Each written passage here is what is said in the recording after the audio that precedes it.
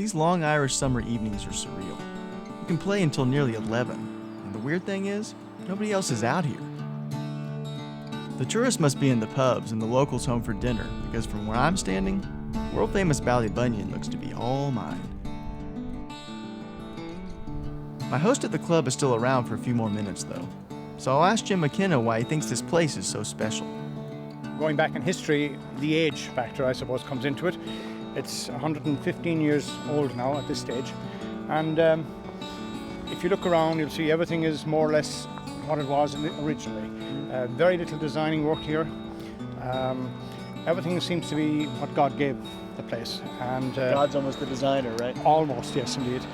So when you look here, you'll see a lot of the dunes. You see the areas of dune land, and you'd say this has always been here. So it's been there for thousands and thousands of years. So we're very blessed here that we have all these magnificent dunes. Yeah. As you look around, and I mean, there is no creation. We can't explain why all these were created. Right. But they are there, and I'm sure the man above would answer those questions better than I can. Come on, Win. Do the right thing here. I know I'm pretty lucky to have an opportunity to be alone in a magical place like this. You may think I'm crazy, but sometimes it's almost as if the course is talking to me. But don't worry, I don't talk back.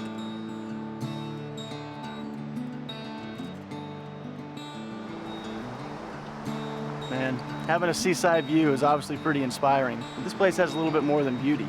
And Tom Watson calls this 11th hole one of the most difficult in the world. It's part of what makes Ballybunion so awesome. You never have the same shot twice. You'll never have the same experience twice either. And that's exactly why it's so perfect.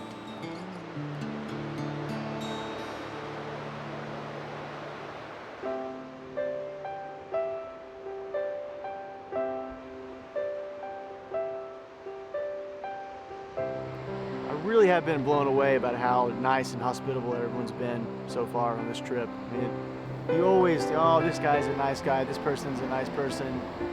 These people were legitimately nice. I mean, sometimes they don't even have a lot to say. They're not the most talkative people in the world. It doesn't matter. I mean, you can see their hearts. And when you know that people aren't just being friendly just because they feel like they need to be or because I'm their guest, it's just they really genuinely want you to have a good time.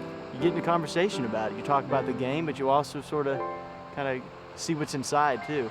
And I really like what I see in the Irish people. Great people.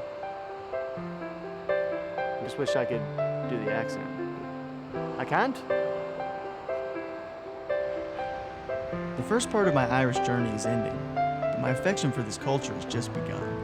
The last time I stood on the edge of the Atlantic, 5,000 miles from home, I was in Scotland, the birthplace of the game.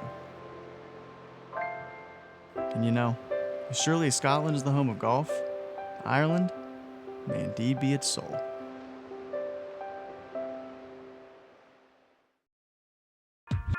Find more at fineliving.com.